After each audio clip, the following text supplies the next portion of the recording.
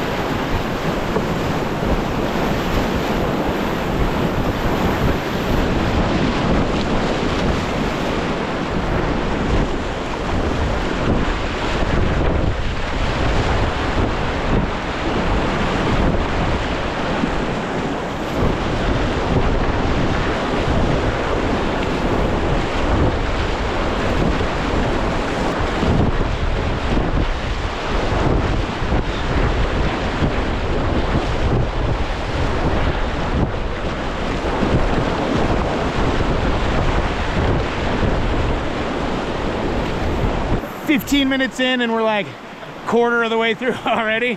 Just a flying. Woo!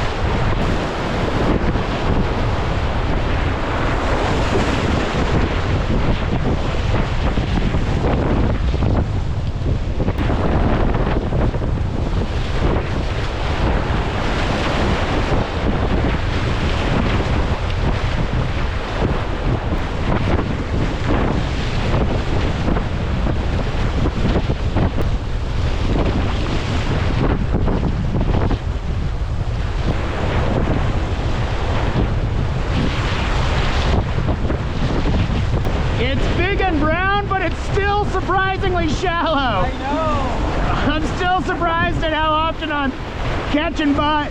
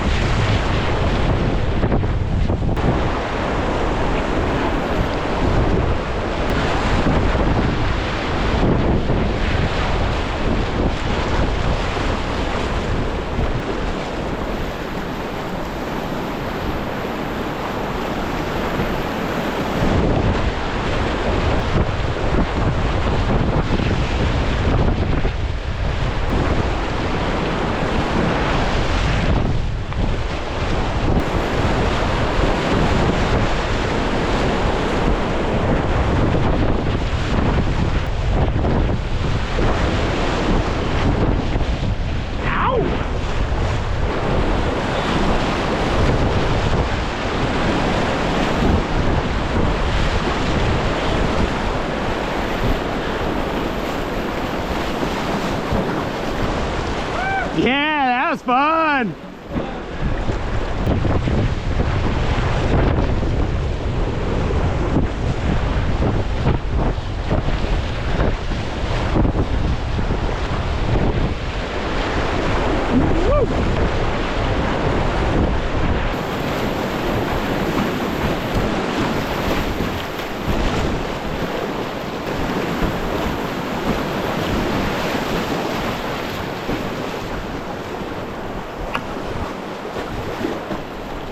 Hello, Coal Creek.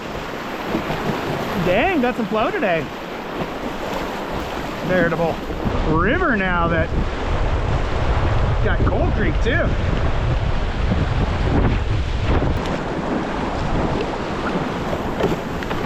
Ooh, geez. Ooh.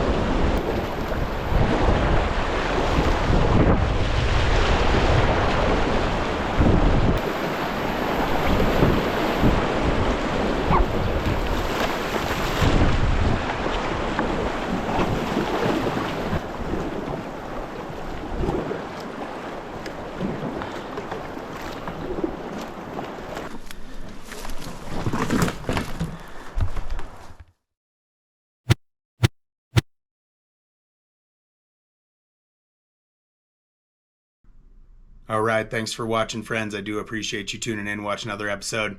This was a fun one. Anthracite Creek always delivers. The chaotic, nonstop nature of the creek, which is definitely a byproduct of the geology, which I'll get to in a minute, always creates a really fun time. This time I was lucky enough to be joined by my new friend Logan from Grand Junction. I hadn't paddled with him before, but he and I share a lot of similar interests: canyoning, paddling, hiking, even bird watching. And it was nice to have him join up for this one. He had wanted to do this one for a while, and I hadn't done it for a while, so it was a nice pairing. The nonstop nature of this creek, like I was talking about, is definitely a result of the geology. The local area is kind of right at the very edge of the Colorado Plateau, where it butts up against the Rocky Mountains. The rock type around here, just like neighboring Coal Creek and the mines around Somerset, just downstream on the North Fork, is all in the Mesa Verde sandstones. And this sort of sandstone alluvial nature of the rock leads to a lot of like sediment, dirt, and mud being swept down from the mountains above. That goes on to fill the valley bottoms, and then instead of getting like pool drop rapids, the water in the creek just kind of simply runs over the gravels and the cobbles and just kind of creates that nonstop flush that you just watched. So a lot of fun. The Mesa Verdes are also responsible for a lot of the coal that's down in the Somerset area, like I said, just a few miles downstream. That coal vein and these kind of rock formations that have the coal stretch all the way into Utah, all the way over to like Price and Wellington and Carbon County. So definitely neat that it extends across such a wide range of area. This area was never really developed for much beyond just kind of local agriculture. The floods of yore just kept coming down and were just too powerful. For the most part, it was just a few select small ranches here and there. The greatest concentration of humanity was at the town or settlement of Bardeen, which was located at the confluence of Muddy Creek and Anthracite, where the North Fork starts.